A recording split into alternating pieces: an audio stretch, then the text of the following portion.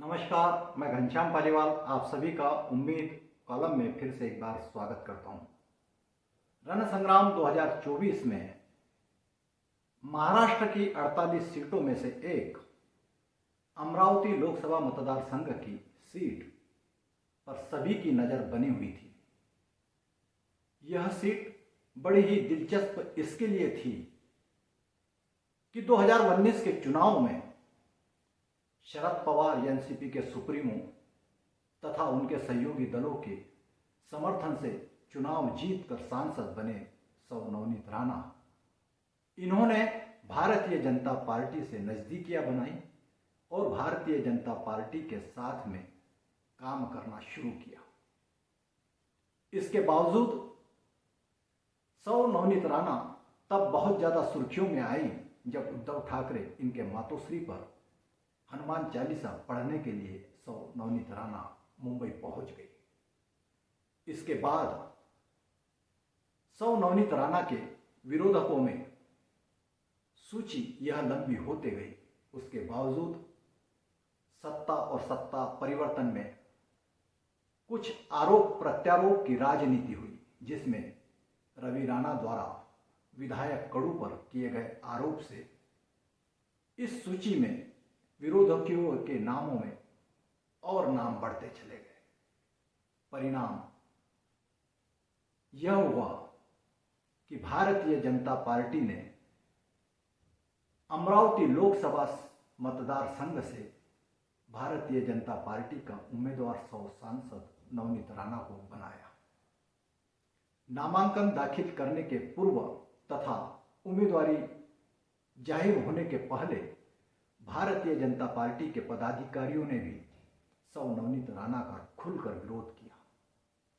इन तमाम विरोध के बावजूद भारतीय जनता पार्टी के वरिष्ठ नेताओं ने सौ नवनीत राणा इन्हें भारतीय जनता पार्टी का उम्मीदवार जाहिर किया और भारतीय जनता पार्टी के दिग्गज नेता अमित शाह और देवेंद्र फडणवीस इनकी प्रेस्टिजियस सीट माने जाने वाली अमरावती लोकसभा मतदार संघ की भारतीय जनता पार्टी की सीट यह सभी के लिए महत्वपूर्ण हो गई।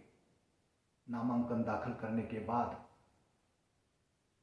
सौ नवनीत राणा इनके समर्थन में अमित शाह, देवेंद्र फडणवीस तथा डॉक्टर सांसद अनिल बोंडे, निवेदिता चौधरी, पूर्व पालक मंत्री स्वर्गीय दादा साहेब कोरडे इनके पुत्र प्रमोद कोरडे, मनोहर सुने, मुरली माकोड़े, गोपाल तिरमारे, प्रवीण तायडे सह कई भारतीय जनता पार्टी के पदाधिकारी और नेता इन्होंने सौ नवनीत राणा का समर्थन किया।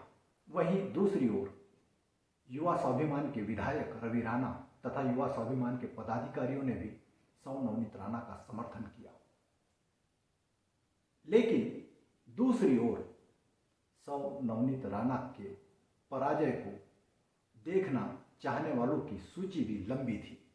इसमें सबसे पहले ऊपर नाम आता है सौ शरद चंद्र पवार का, दूसरे नंबर पर नाम आता है उद्धव ठाकरे का, तीसरे नंबर पर नाम आया वह विधायक कडू का और तमाम वो मतदाता जो भारतीय जनता पार्टी के विरोधक थे उन्होंने जिस तरीके से सौ नवनीत राणा को मतदान किया था वह भी अब पराजय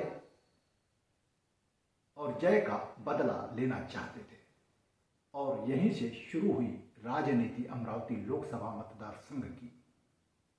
अमरावती दौरे पर आए लोकसभा चुनाव के पूर्व सुप्रीमो शरद पवार इन्होंने अमरावती जिले के कुछ नेताओं के साथ में अमरावती लोकसभा चुनाव की रणनीति तय की और यहीं से चुनाव की रणनीति की स्क्रिप्ट लिखे गई। तत्पश्चात नामांकन दाखिल हुए और अमरावती लोकसभा से अपनी जीत की उम्मीद तय करने वाले तमाम उम्मीदवारों ने नामांकन दाखिल किया। शुरुआती दौर में जैसे जैसे चुनाव नज़दीक आ रहे थे, चुनाव की तारीख नज़दीक आ रही थी, ऐसा लग रहा था यह चुनाव 4 कॉर्नर होगा, फिर ऐसा लग रहा था यह लड़ाई 3 कॉर्नर होगी और आखिरी में यह चुनाव 1-1 हो गया और जीत की उम्मीद रखे सौ नवनीत राणा, इन्होंने अपनी जीत तय है यह समझकर इंदौर में रथ बनवाने का प्रक्रिया शुरू करवाई।